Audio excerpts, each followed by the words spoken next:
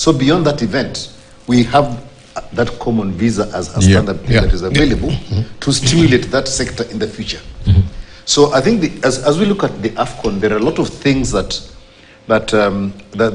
need to be put into place for this that should continue beyond the event. So that common visa is the first one.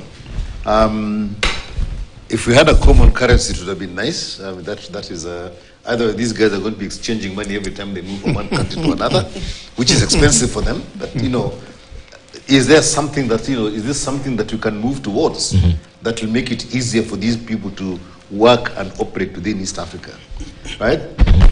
And if it goes beyond that, I mean, this is dreaming wildly, yeah. If we are able to get a common way of working the currency, at least maybe an interim measure with a kind of an, of a controlled exchange rate between the three countries'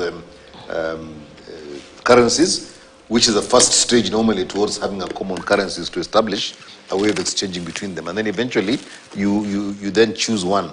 So that's another thing that we should be looking to achieve during AFCON. And the other thing is just the ability to move between the countries in terms of the transport infrastructure. Yeah. If I was to go from Kenya to Dar es Salaam to Kampala and so forth in between the three, yeah. How many flights are there? How cost effective are they? Right. The cost of traveling in East Africa between the national capitals is very high, relatively speaking. So this, what do they call them, bilateral air service agreements, whatever, we need to really sort that out between the three countries so that the cost of flying is reduced. Otherwise, the cost of moving these people around, which is going to be our cost, it's not their cost, it's our cost, is going to be very high. And the budgets that you're going to have in the countries are going to be phenomenal. So I see this as, it's great that it's coming, and it's a great sport thing, but we need to take advantage of it to change how we relate as three countries. But as a country in Kenya, there's one more thing that needs to happen. Countries elsewhere in the world that have hosted major sporting events have used the build-up to that event as a means of promoting the development of that sport in the country.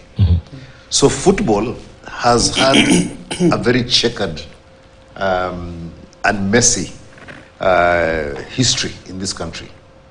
And we're good books, and all of a sudden there is infighting within the federation, and the teams don't agree and so forth. So it is now a time when we can streamline that, so that by the time AFCON comes this side, we have a team that has been developed, through the process, that can make a proper bid to win. But that is not around just getting people at the top.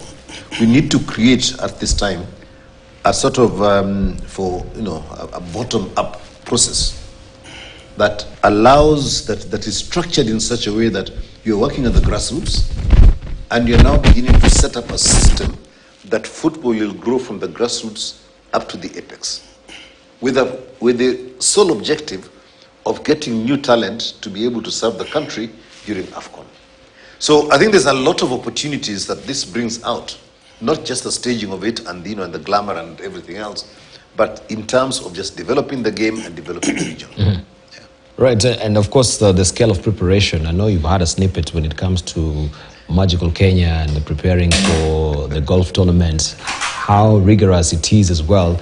If there is any silent lesson we can pick up previously on being woefully inadequate as a country in terms of preparation, because I think we had this bit before, or was it the CA? I think it was a CAF, and we as a country had no sufficient stadium.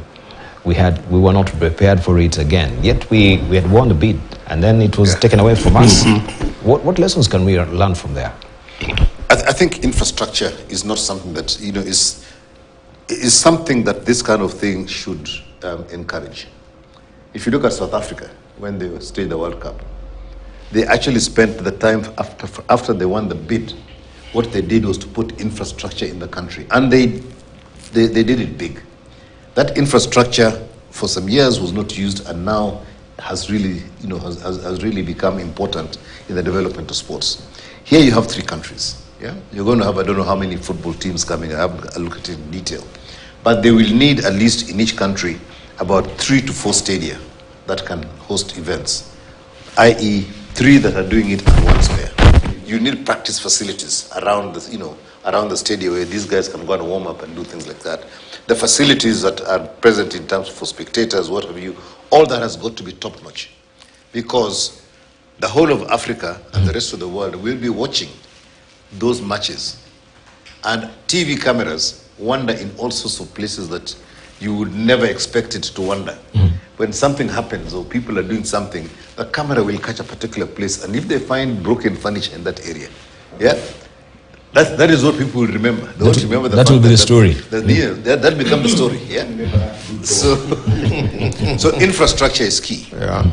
But also, I think the procurement process. I think we have to come back into that. The procurement process to make sure that we are getting value for money, because the hosting of those people, the place they're going to stay, is going to be paid for by these countries. And therefore, in terms of making sure that they've got a comfortable accommodation, areas where they can practice in the morning, gyms where they can warm up and so forth, the right kind of nutrition and everything else, that has to be done so early and vetted, so that you vet everybody with a very stringent process. In the Kenya Open, when we do the Magical Kenya Open, we do that. We sort of say how many hotels want to come and bid. We go and check them from the kitchen forward. So we assure that people are not going to get food poisoning. Right. And we go through that whole process with every single thing, the transport guys that we look at. We look at the kind of buses they have long before we even invite them to bid. And then we look at their safety standards, we look at all those. So the process of getting to a standard that we are saying we are comfortable hosting people is a long one. And we really need to do it honestly, without what what our agencies are famous for, escalating costs and everything, and people making money out of it. Yes, let people make money, but let them make money out of it